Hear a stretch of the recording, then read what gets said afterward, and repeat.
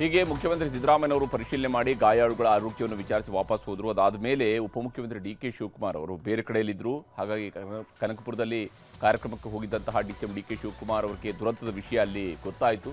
ತಕ್ಷಣವೇ ಕಾರ್ಯಕ್ರಮವನ್ನು ಅರ್ಧಕ್ಕೆ ನಿಲ್ಲಿಸಿ ಬೆಂಗಳೂರಿಗೆ ವಾಪಸ್ ಬಂದಿದ್ದಾರೆ. ಸೀದಾ ಬೋರಿಂಗ್ ಆಸ್ಪತ್ರೆಯ ದುರಂತ ಜಾಗಕ್ಕೆ ಭೇಟಿ ಕೊಟ್ಟು ಪರಿಶೀಲನೆಯನ್ನು ನಡೆಸಿದ್ದಾರೆ. ಅದಾದ ಮೇಲೆ ಆಸ್ಪತ್ರೆಗೆ ಹೋಗಿ ಅಲ್ಲಿ ಗಾಯಾಳುಗಳಿಂದಲೂ ಕೂಡ ಗಾಯಾಳುಗಳ ಆರೋಗ್ಯವನ್ನು ವಿಚಾರಿಸ್ತಾರೆ.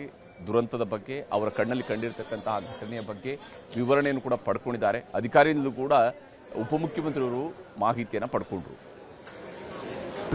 ಬಂದು ಅವನ್ನೆಲ್ಲ ನೋಡಿದ್ದೇನೆ. ನಾನು ಯಾರು ಮೃತಪಟ್ಟರು ಅವರೆಲ್ಲ ನೋಡಿದ್ದೇನೆ.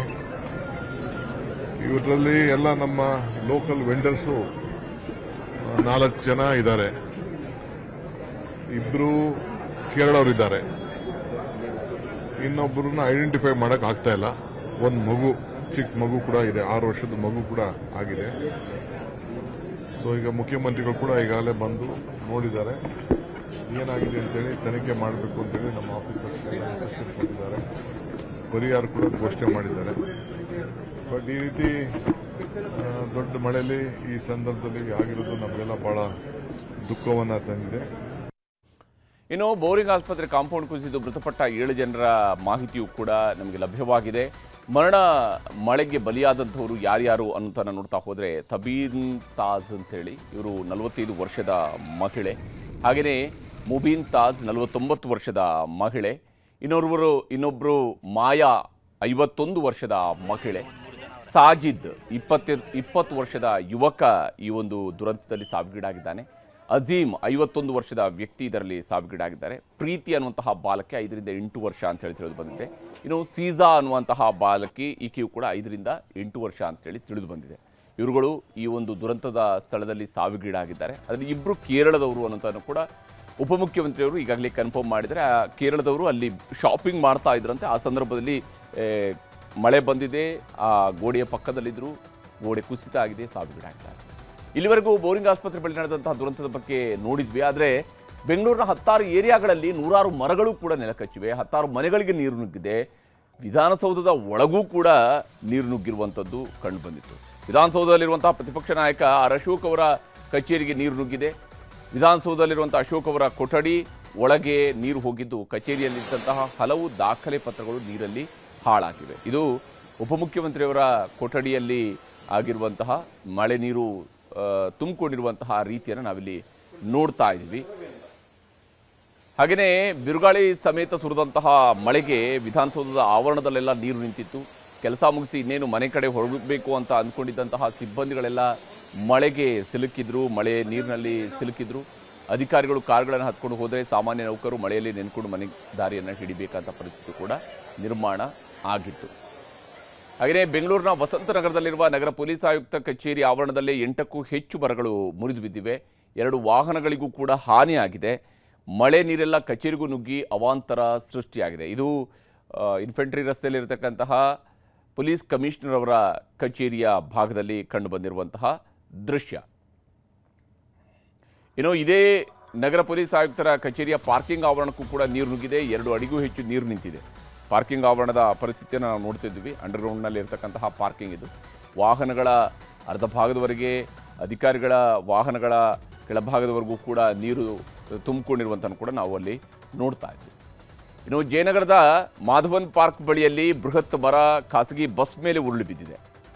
ಬಸ್ಸಿನ ಮುಂಭಾಗ ಸಂಪೂರ್ಣವಾಗಿ ಜಖಮಾಗಿದ್ದು ಸಂಚಾರ ವ್ಯವಸ್ಥೆ ಸಂಪೂರ್ಣವಾಗಿ ಅಸ್ತವ್ಯಸ್ತಗೊಂಡಿದೆ. ಇದು ಮಾಧವನ್ ಪಾರ್ಕ್ ಬಳಿಯಲ್ಲಿ ಆಗಿರುವಂತಹ ಘಟನೆ ಜಯನಗರದಲ್ಲಿ.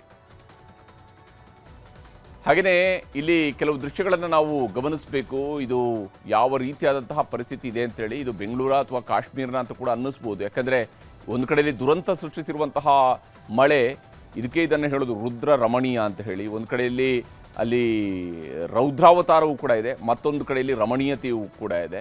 ಈ ಚರ್ಚ್ ಸ್ಟ್ರೀಟ್ನಲ್ಲಿ ಇದು ಕಾಶ್ಮೀರ ಏನೋ ಅನ್ನುವಂತಹ ರೀತಿಯಲ್ಲಿ ಆಲಿಕಲ್ಲು ಬಿದ್ದು ಇಡೀ ಮಂಜುಗಡ್ಡೆನೇ ಆವರಿಸಿದ ರೀತಿಯಲ್ಲಿ ಬೆಂಗಳೂರಿನ ಚರ್ಚ್ ಸ್ಟ್ರೀಟ್ ಹಿಮದಂತೆ ಆಲಿಕಲ್ಲುಗಳಲ್ಲಿ ಬಿದ್ದಿರುವಂಥದ್ದು.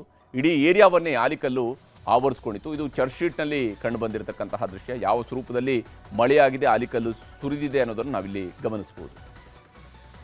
ಹಾಗೆಯೇ ಸಂಜೆ ಮಳೆಗೆ ಇಡೀ ಬೆಂಗಳೂರು ಅಕ್ಷರಶಃ ಒಂದು ರೀತಿಯಲ್ಲಿ ಮಿಂದೆದ್ದಿದೆ ಅಥವಾ ಮುಳುಗಿಯೂ ಎದ್ದಿದೆ. ಶಾಂತಿನಗರದ ಡಬಲ್ ರೋಡ್ನಲ್ಲಿ 2ರಿಂದ 3 ಅಡಿಯಷ್ಟು ಮಳೆ ನೀರು ನಿಂತಿತ್ತು. ಹೀಗಾಗಿ ಮೋರಿ ನೀರೆಲ್ಲ ರಸ್ತೆಗೆ ನುಗ್ಗಿದ್ದರಿಂದಾಗಿ ವಾಹನ ಸವಾರರು ಪರದಾಡುವಂತಹ ಪರಿಸ್ಥಿತಿ ನಿರ್ಮಾಣ ಆಯಿತು. ಹಾಗೆಯೇ ಬೆಂಗಳೂರು ಮಂದಿ ಹಿಂದೆಂದೂ ಈ ರೀತಿಯಂಥ ಪರಿಸ್ಥಿತಿಯನ್ನು ಕಂಡಿರಲಿಲ್ಲ. ಯಾಕಂದರೆ ಯಾವ ಪರಿಯಾಗಿ ಬಾರಿ ಆಲಿಕಲ್ಲು ಮಳೆ ಸುರಿದಿದೆ ಅಂದರೆ ಇಡೀ ಕಂಠೀರವ ಮೈದಾನವೇ ಆಲಿಕಲ್ಲುಗಳಿಂದ ಸಂಪೂರ್ಣವಾಗಿ ಮುಳುಗು ಹೋಗಿತ್ತು, ತುಂಬಿಕೊಂಡಿತ್ತು. ಆ ಸ್ವರೂಪದಲ್ಲಿ ಕಾಣ್ತಾ ಇದೆ ನೋಡಿ. ಈ ದೃಶ್ಯವನ್ನು ನೋಡಿದರೆ ಗೊತ್ತಾಗುತ್ತೆ ನಿಮಗೆ ಯಾವ ಸ್ವರೂಪದಲ್ಲಿ ಆಲಿಕಲ್ಲು ಇವತ್ತು ಬೆಂಗಳೂರಿನಲ್ಲಿ ಬಿದ್ದಿದೆ ಅನ್ನೋದಕ್ಕೆ ಇದು ಇನ್ನೊಂದು ಬೆಸ್ಟ್ ವಿಡಿಯೋ ನಮ್ಮ ಮುಂದಿರುವಂಥದ್ದು. ಹಾಗೆಯೇ ಬೆಂಗಳೂರಿನ ಅಶೋಕನಗರದ ಕ್ಯಾಥೋಲಿಕ್ ಕ್ಲಬ್ನಲ್ಲಿ ಬಿದ್ದಂತಹ ಆಲಿಕಲ್ಲು ಕಾಶ್ಮೀರವನ್ನೇ ನೆನಪಿಸುವಂತಹ ರೀತಿಯಲ್ಲಿತ್ತು ನೋಡಿ. ಯಾವ ಸ್ವರೂಪದಲ್ಲಿ ಇಲ್ಲಿ ಆಲಿಕಲ್ಲು ಬೆಳೆದಿದೆ ಅಂಥೇಳಿ. ಸಾಮಾನ್ಯವಾಗಿ ಹಿಮಮಳೆ ಆದಾಗ ಹೇಗಾಗುತ್ತೋ ಅದೇ ಸ್ವರೂಪದಲ್ಲಿ ನಮ್ಮ ಬೆಂಗಳೂರಿನಲ್ಲೂ ಕೂಡ ಹಿಮಮಳೆ ಆದಂತಹ ರೀತಿಯಲ್ಲಿ ಇವತ್ತು ಬೆಂಗಳೂರಿನನ್ನು ಈ ಆಲಿಕಲ್ಲು ಮಳೆ ಆವರಿಸ್ಕೊಂಡಿತ್ತು.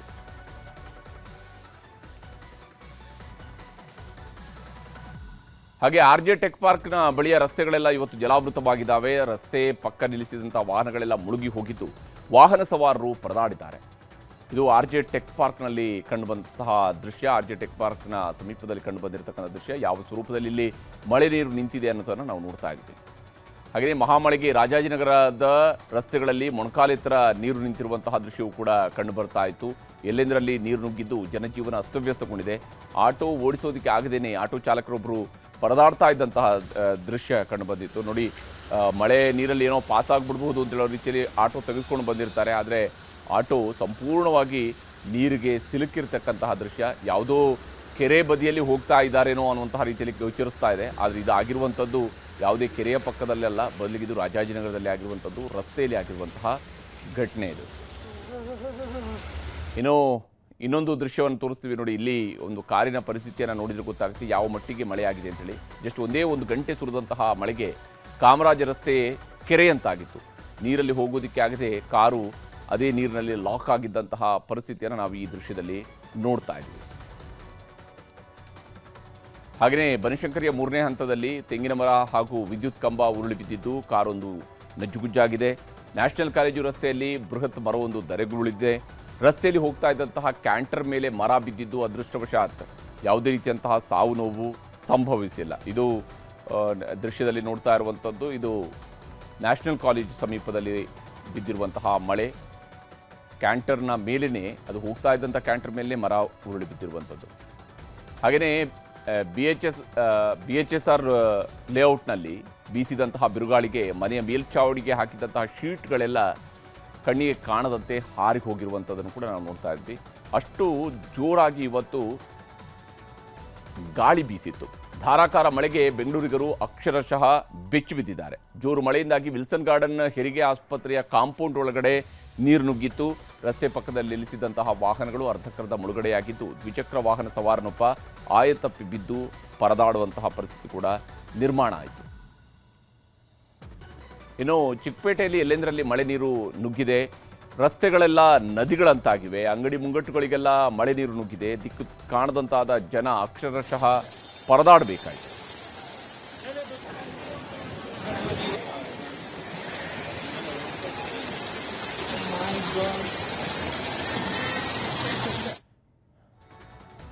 ರಾಜಧಾನಿ ಬೆಂಗಳೂರು ಮಾತ್ರ ಅಲ್ಲ, ರಾಜ್ಯದ ಹಲವು ಜಿಲ್ಲೆಗಳಲ್ಲೂ ಕೂಡ ಇವತ್ತು ಮಳೆ ಅಬ್ಬರವೂ ಕೂಡ ಇತ್ತು. ಒಂದು ಕಡೆ ಬಿಸಿಲು, ಮತ್ತೊಂದು ಕಡೆ ಮಳೆ. ಬೆಂಗಳೂರು ಮಾತ್ರ ಅಲ್ಲದೆ ಬೇರೆ ಬೇರೆ ಜಿಲ್ಲೆಗಳಲ್ಲೂ ಕೂಡ ಭಾರೀ ಮಳೆಯಾಗಿದೆ.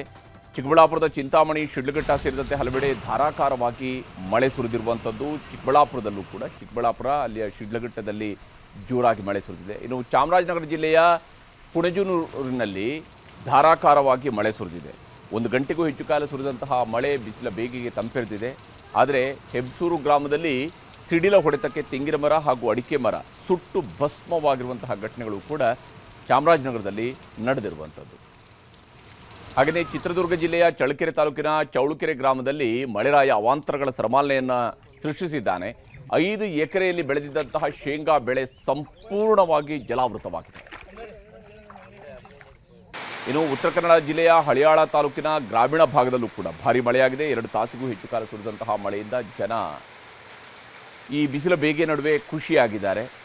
ಒಳ್ಳೆ ಮಳೆಯಾಗಿದೆ ಅನ್ನುವಂತಹ ಮತ್ತು ಇದರಿಂದಾಗಿ ಸ್ವಲ್ಪ ತಂಪಾಗಿದೆ ಅನ್ನುವಂತಹ ಭಾವನೆ ಅಲ್ಲಿಯ ಜನರಲ್ಲಿ ಮನೆ ಮಾಡಿತ್ತು ಹಳಿಯಾಳ ಭಾಗದಲ್ಲಿ.